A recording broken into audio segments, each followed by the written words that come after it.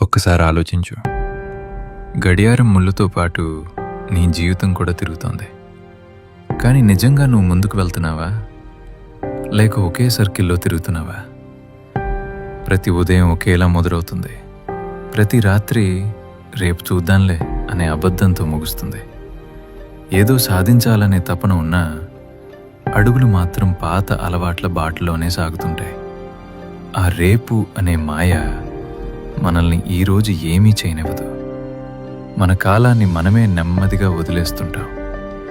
చూడు, మనం అనుకుంటే ఈ క్షణమే ఆ లూప్ని బ్రేక్ చేయగలం.